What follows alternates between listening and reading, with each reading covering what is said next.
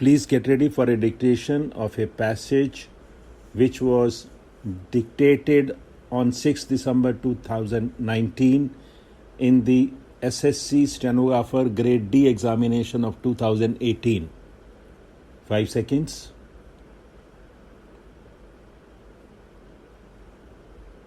Start.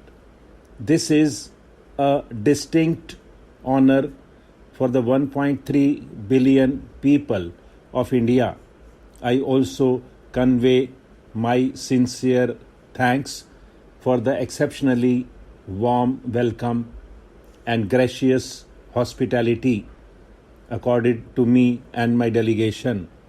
I was received with much warmth and affection at the airport and thereafter at the State House and at the Mahatma Gandhi Institute.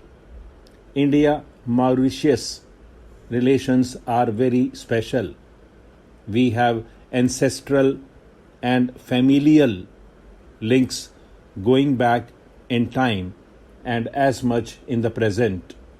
Thousands of Indians arrived in Mauritius during the French period as traders, priests, and craftsmen. In the 19th and early 20th century, over 450,000 Indians arrived in Mauritius as indentured laborers from Uttar Pradesh, Bihar, Tamil Nadu, Andhra Pradesh, and Telangana. Still, others came from Maharashtra, Gujarat, and other parts of India.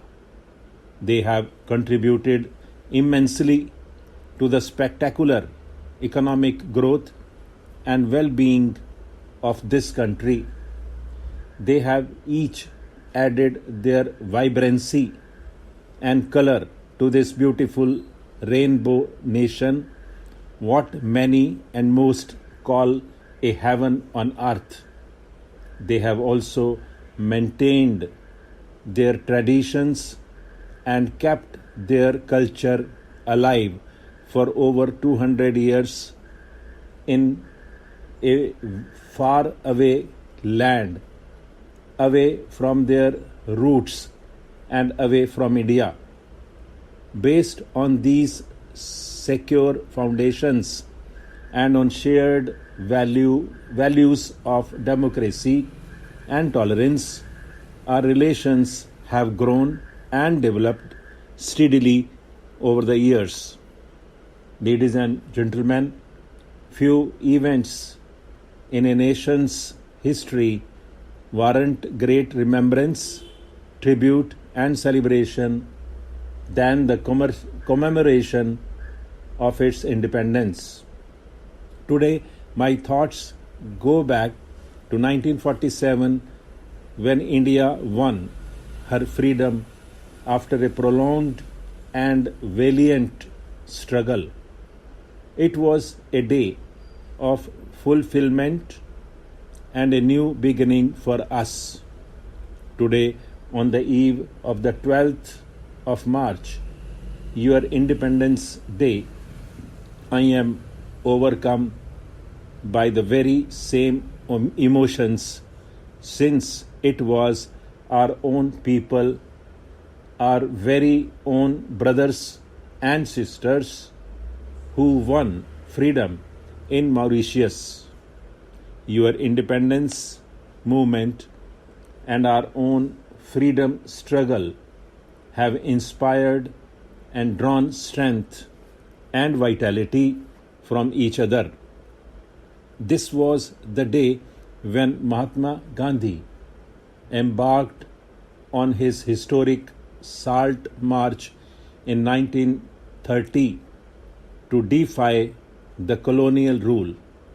His visit to Mauritius at the turn of the last century made him think deep about the welfare of Indians in this country.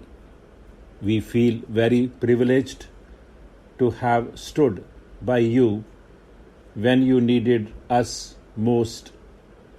excellency, spirituality, and Indian way of life and celebrations can hardly be separated from each other. It is a happy coincidence then that we are remembering your freedom and sacrifice in this hall named after Swami Vivekananda, the great Indian spiritual leader. His message of compassion and freedom from fear remains universally relevant and more so on such occasions. For a young IIT like yours, there are several challenges to be overcome. What matters, though, is the road map that you envisage for your institute.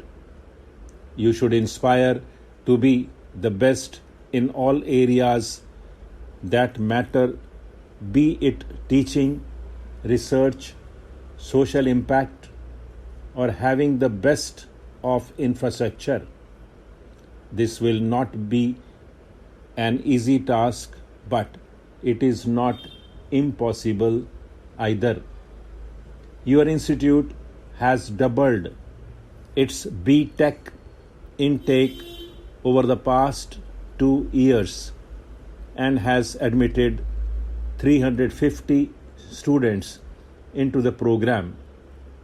This, I am told, is the highest intake among the second and third generation IITs. I am happy to know that since its establishment, your institute has carried out several sponsored and consistency projects and has set up 5 centers of excellence, including the Bay of Bengal Coastal Observatory. I am also happy to know that more than 80% of the graduating students have secured jobs in core sector companies. This too is a welcome sign. A central component of an IIT is its alumni body. Although your institute is still young, I am sure it will take all the necessary steps to engage with its alumni over the coming years. IIT Bhubaneswar should develop a deep and thriving relationship with its former students. They will act as its ambassadors and contribute to the institute's growth.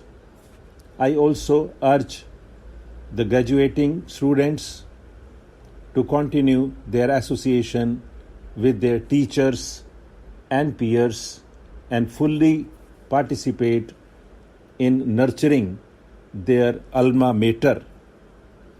As I have said on many occasions, all of us must strive to give back to society in our own little way.